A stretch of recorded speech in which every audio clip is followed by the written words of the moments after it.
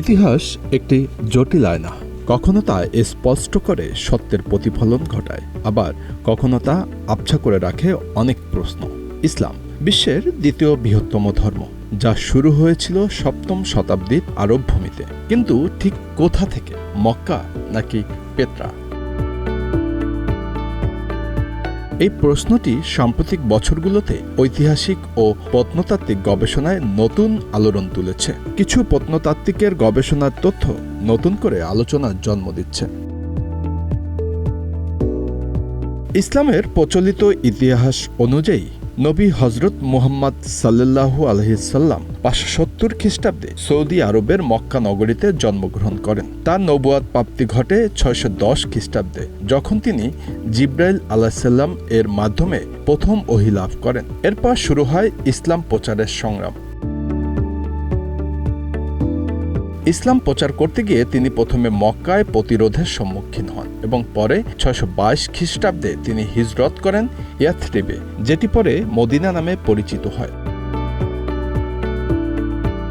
মক্কায় অবস্থিত কাবা শরীফ মুসলমানদের সবচেয়ে পবিত্র স্থান, যা এই শহরের গুরুত্বকে আরও গাঢ় করে তোলে। কুরআন, হাদিস এবং প্রাচীন ইসলামী ইতিহাস সবই মক্কা কেন্দ্রিক বর্ণনা উপস্থাপন করে। তবে গত কিছু বছর ধরে একদল গবেষক এবং ইতিহাসবিদ, বিশেষত পশ্চিমা লেখক ড্যান গিবসন দাবি করেছেন যে ইসলাম আদতে মক্কা থেকে নয়, বরং জর্ডানের দক্ষিণে অবস্থিত প্রাচীন নগরী পেত্রা থেকে উদ্ভূত হয়েছিল। ড্যান গিবসনের যুক্তিগুলোর মধ্যে সবচেয়ে উল্লেখযোগ্য হল 7ম ও 8ম শতাব্দীর মসজিদগুলোর কিবলা অর্থাৎ নামাজের দিক বেশিরভাগই পেত্রার দিকে মুখ করা ছিল, মক্কার দিকে নয়।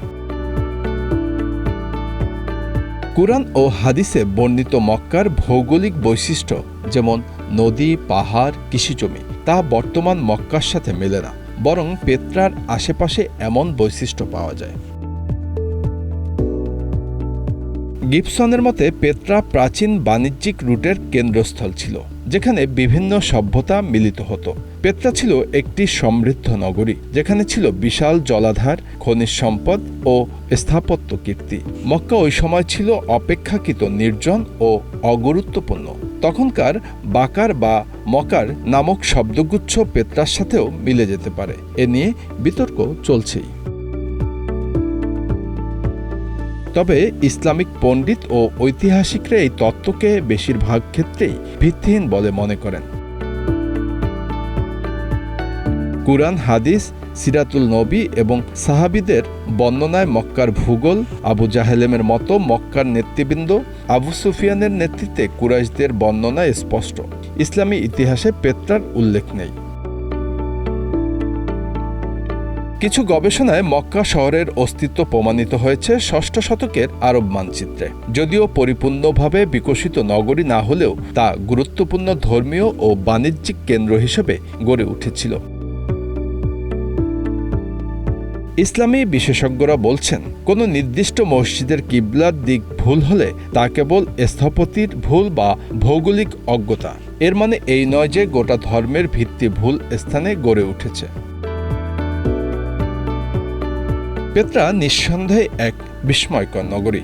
2000 বছরের পুরনো এই শহর ছিল নাবাতীয় রাজ্যের রাজধানী। খ্রিস্টপূর্ব শতাব্দীতে গড়ে ওঠা এই শহর পরবর্তীতে রোমান ও বাইজেন্টাইনের শাসনের অন্তর্ভুক্ত হয়। এর জলব্যবস্থা, সমাধিসৌধ এবং মন্দির সবই প্রাচীন সভ্যতার সাক্ষী। তবে প্রশ্ন হল, 7ম শতকে কি এখানেই ইসলামের জন্ম হয়েছিল? সাম্প্রতিক উপগ্রহ চিত্র, প্রত্নতাত্ত্বিক খনন এবং মধ্যপ্রাচ্যের পুরাতন বাণিজ্যপথের মানচিত্র পরীক্ষা করলে দেখা যায় মক্কাও একসময় একটি গুরুত্বপূর্ণ বাণিজ্যিক স্টপ ছিল। হয়তো তা পেত্রার মতো বড় শহর ছিল না, কিন্তু তাৎপর্যপূর্ণ ছিল। ইতিহাস যেমন তথ্য নির্ভর, তেমনি তা ব্যাখ্যারও বিষয় বটে।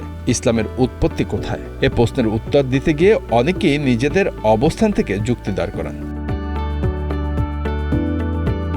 মক্কার পক্ষে রয়েছে শতাব্দী জুড়ে গড়ে ওঠা ধর্মীয় ঐতিহ্য, মুসলিম বিশ্বজুড়ে স্বীকৃত ইতিহাস এবং প্রাচীন আরবি দলিল। পেত্রার পক্ষে রয়েছে কিছু প্রত্নতাত্ত্বিক ইঙ্গিত, মানচিত্রগত মিল ও ভূগোলগত প্রশ্ন।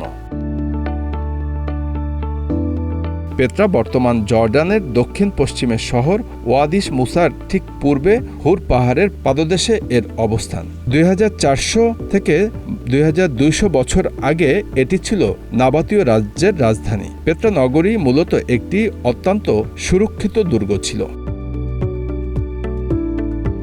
পেত্রা বিখ্যাত এর অসাধারণ প্রাকৃতিক সৌন্দর্য আর গুরুত্বপূর্ণ স্মৃতিস্তম্ভগুলোর জন্য। এটি তৈরি হয়েছে গুহার মধ্যে, যা কোথাও কোথাও মাত্র 12 ফিট চওড়া, মাথার উপর পাথরের দেয়াল। গুহার পাশেই রয়েছে কঠিন পাথরের দেয়ালের গায়ে গ্রথিত সেই প্রাচীন দালানগুলোর, যার মধ্যে সবচেয়ে বিখ্যাত হল খাজনেত ফিরাউন নামের মন্দিরটি। মন্দিরটি ফারাওদের ধনভাণ্ডার নামেও পরিচিত। আরও রয়েছে একটি অর্ধ গোলাকৃতির একটি নাট্যশালা, যেখানে প্রায় 3000 দর্শক একসাথে বসতে পারেন। পেত্রা নগরী ছিল অত্যন্ত সুরক্ষিত ও অর্থনৈতিকভাবে সমৃদ্ধ। পেত্রার চারধার ছিল উঁচু পাহাড় আর একটি অফুরন্ত ঝর্ণাধারা। পশ্চিমে গাজা, উত্তরে বসরা ও দামাস্কাস, লোহিত সাগরের পাশের আকুয়াবা ও লিউস এবং মরুভূমির উপর দিয়ে পারস্য উপসাগরে যাওয়ার প্রধান সব বাণিজ্যিক পথগুলোকে নিয়ন্ত্রণ করত পেত্রা। রোমান শাসনের সময় সমুদ্রকেন্দ্রিক বাণিজ্য পুরোপুরি শুরু হলে পেত্রা দ্রুত ধ্বংস হতে থাকে। 106 সালে রোমানরা এটিকে দখল করে তাদের আরব পেত্রাইয়ে প্রদেশের অংশীভূত করে। দ্বিতীয় ও তৃতীয় শতকে শহরটির প্রভূত উন্নতি হলেও পরবর্তীকালে প্রতিদ্বন্দ্বী শহর পারিমা পেত্রার অধিকাংশ বাণিজ্যই দখল করে নিলে তখন পেত্রার গুরুত্ব কমে যায়।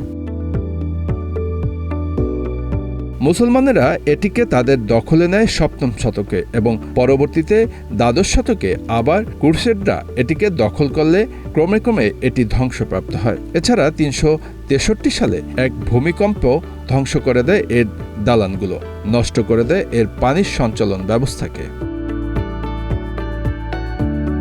মধ্যযুগে পেত্রার ধ্বংসাবশেষ আগ্রহের কেন্দ্রবিন্দুতে পরিণত হয়। ত্রয়োদশ শতকের দিকে পেত্রা দেখতে যান ইজিপ্টের সুলতান বাইবার্স। বহু বছর অজানা থাকার পর এই প্রাচীন শহরটিকে পশ্চিমা বিশ্বের কাছে উন্মোচন করেন সুইস পরিব্রাজক জোহান লুডিক্স 1812 সালে। Bangla affairs news desk.